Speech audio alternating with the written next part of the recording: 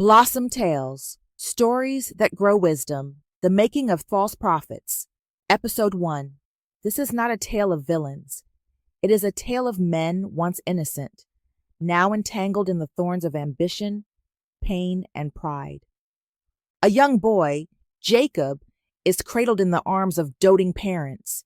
Laughter echoes, gold glints, love overflows.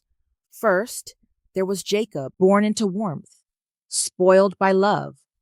But when death came knocking, the world turned cold, and so did he. In the bustling city of Kamaza, somewhere in West Africa, where bright lights shimmered on glass towers and the streets pulsed with life, a wealthy man and his glamorous wife had a son named Jacob. From the moment he was born, Jacob lacked nothing.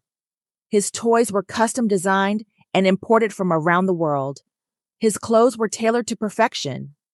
His every whim was granted without question. He was spoiled beyond measure. At age 10, Jacob was sent to live with his aunt in London. His parents hoped a Western education would instill discipline, but after just 3 weeks, she sent him back in despair. No school would accept him. His fists flew faster than words, and his tongue cut deeper than knives. He disrespected teachers, bullied classmates, and left chaos in his wake. Back home, his parents threw a lavish welcome party. A private chef was hired. His bedroom was redesigned to resemble a palace. They enrolled him in an elite school, but trouble followed. The principal called for a meeting to discuss Jacob's behavior. His parents smiled and waved it off. "He's just a child," they said. "Why make such a fuss?" His father slid a thick envelope across the desk and a bribe to keep Jacob enrolled. Then came the tragedy. One rainy afternoon, Jacob's parents drove to visit his grandparents.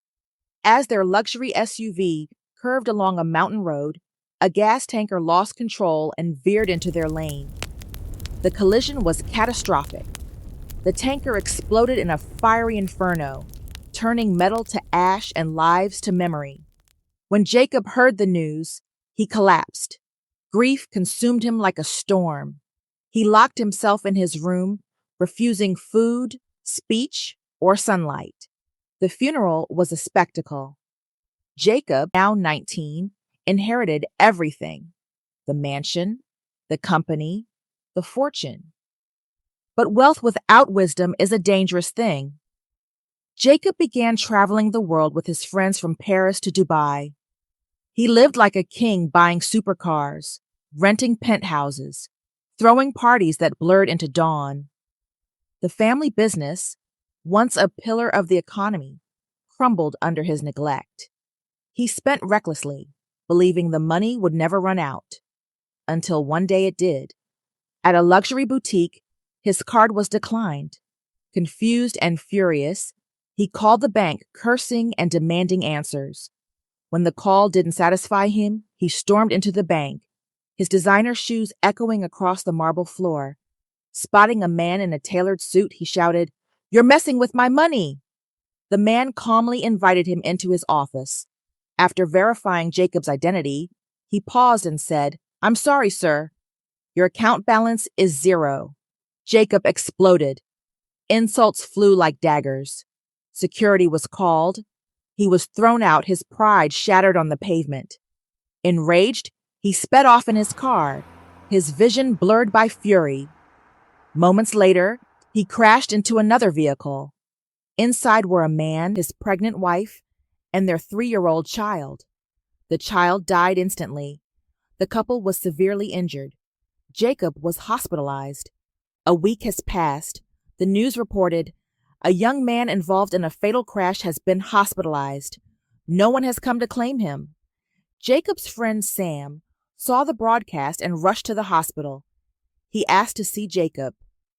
A nurse led him to the room, then gently said, "Please stop by the business office before you leave." At the office, a clerk looked up and said, "Jacob owes $3,000. He needs emergency surgery costing another $7,000. Sam's heart sank. He rushed back to Jacob's room. "Jacob," he said breathlessly. Do you have any money? Jacob turned his head slowly, eyes glassy with shame. No, Sam. I'm broke. I don't even have $1. Sam staggered back.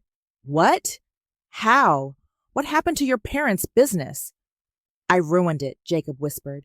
I thought the money would never end, but it did. Sam asked, Do you have anyone we can call? Family? Friends of your parents? Jacob nodded weakly. I have an aunt in London, and my dad's best friend, Mr. Arenosa. Here are their numbers.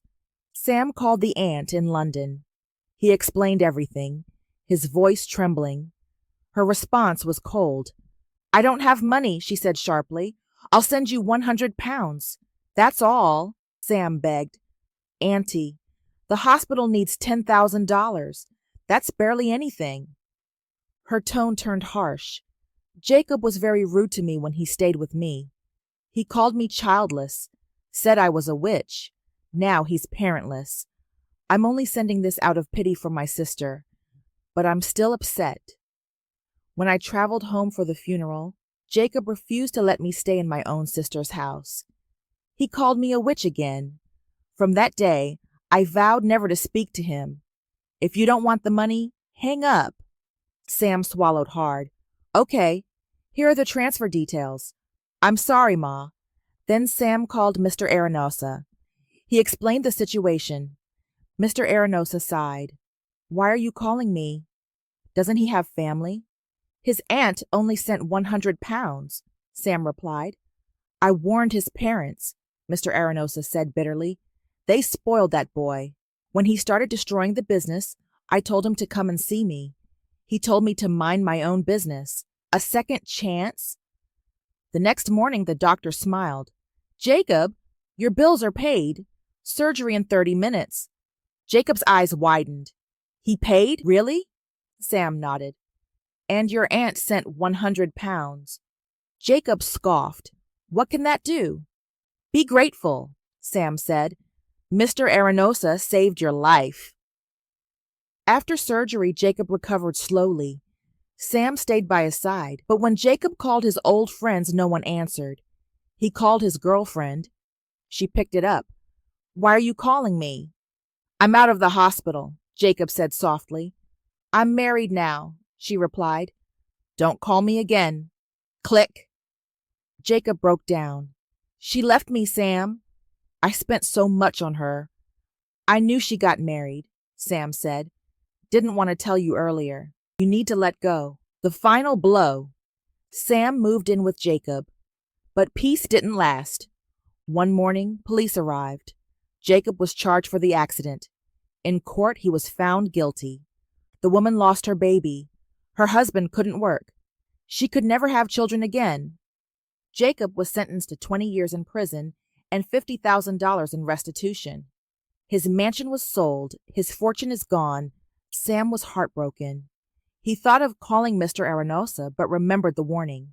He tried Jacob's aunt. Her number was changed. Sam asked Jacob about his grandparents. I refused to help them, Jacob said. I insulted them. My grandfather cursed me. Sam's face twisted. Why, Jacob? They were your family? You're cursed, Sam said, trembling. I can't be around you anymore. Jacob cried, Are you leaving me too? You ungrateful fool, shouted Jacob. Sam walked away, alone in the dark. Jacob sat in his cell. Tears streamed down his face. Regret crushed him. Then one day, a man in a black and white suit arrived. I'm part of a brotherhood, he said. We help men in serious trouble. Jacob's eyes lit up. End of episode 1. Watch out for episode 2.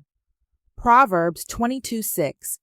Train up a child in the way he should go, and when he is old, he will not depart from it. Mark 8:36. For what shall it profit a man if he shall gain the whole world and lose his own soul?